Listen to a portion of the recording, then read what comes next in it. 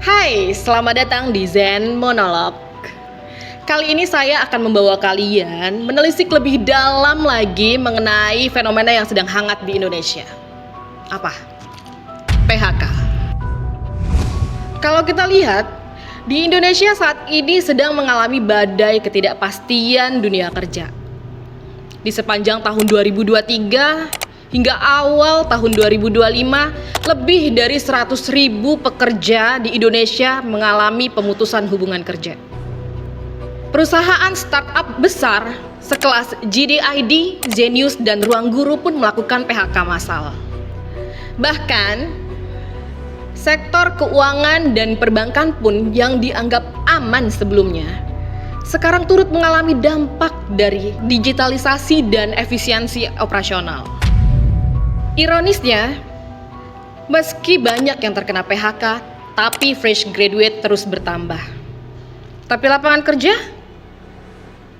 tidak sebanding. Pemirsa, ada yang sudah seharian ini cari info loker, Anda tidak sendirian. Ada ratusan juta orang yang saat ini mengalami hal yang sama. Ini menciptakan pertanyaan, di mana peran negara? Setiap tahun, sekitar 1 juta lulusan di Indonesia memasuki pasar lapangan kerja. Tapi angka pengangguran terdidik masih tinggi. Ya, masuk ke dunia kerja bukan hal mudah bagi anak muda di Indonesia. Sekalipun mereka sudah lulus sekolah, bahkan bergelar sarjana, tapi masih berjuang mencari pekerjaan yang layak. Mereka terjepit di antara harapan yang tinggi, realita pasar kerja yang sempit, dan pilihan pekerjaan yang seringkali tidak sesuai dengan kualifikasi atau upah yang diharapkan. Dan fenomena ini tidak lagi hanya jadi perbincangan di dalam negeri saja. Media asing bahkan ikut menyoroti sulitnya mendapatkan pekerjaan layak di tanah air. Mari kita bahas dalam Sarjana Banyak, tapi susah kerja. Ini ironis. Makin tinggi pendidikan tapi makin sulit cari kerja. Pertanyaannya, kenapa ini bisa terjadi? Mungkin mismatch keterampilan. Banyak lulusan sarjana yang gak punya keterampilan untuk masuk di dunia kerja.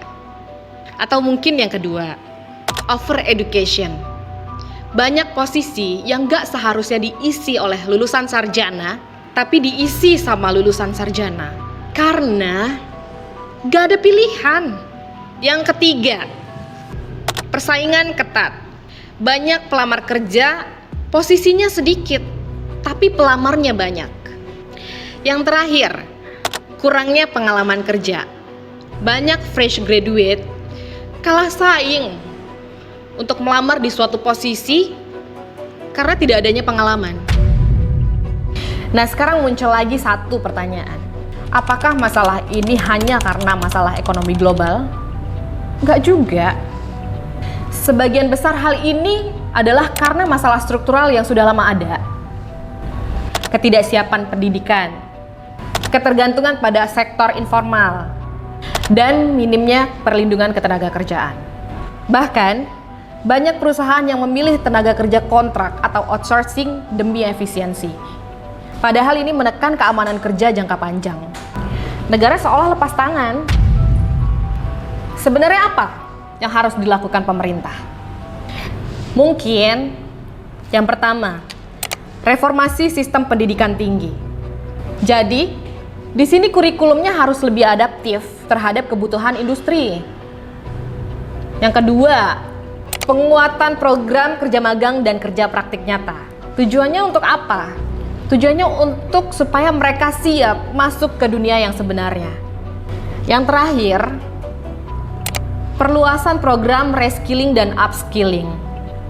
Dalam hal ini pemerintah harus bisa menyiapkan atau membangun program pelatihan ekosistem digital. Contohnya yang berbasis teknologi dan industri masa depan. Misal, AI, green jobs, dan data analysis. Dari yang kita bahas saat ini, kita tidak bisa terus-menerus menyalahkan nasib buruk. Tapi juga tidak bisa individu menyelamatkan diri sendiri di tengah sistem yang rapuh.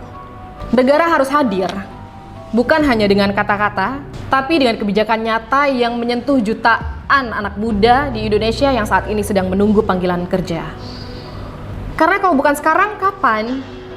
Dan kalau bukan pemerintah, siapa lagi? Zen Monolog bersama saya, Fanny. Bye.